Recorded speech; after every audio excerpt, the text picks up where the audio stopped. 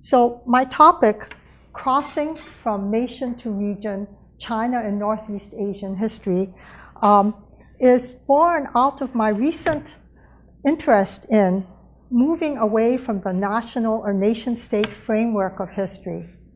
This is not to say that, of course, national history is perfectly legitimate.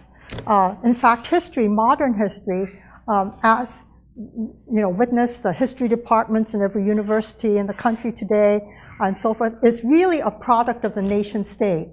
But those of us who are not nationals of that country can intellectually explore other vistas, other kinds of perspectives, and see where that leads us, intellectually. And so that is my hope today, to try to trace some of the things I've been thinking about and share them with you.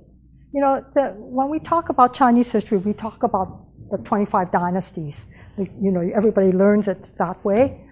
And so we get these conquests coming from the Northeast, but we don't do anything with them. I mean, history it's as if history's on this railroad track, and then, there are these vistas through the windows, and nothing happens. Is that real? Or is it just that we haven't looked? Just that we haven't looked at it that way. In part, I'm offering this map as a stimulus to look. Regional history is a stepping stone to global history.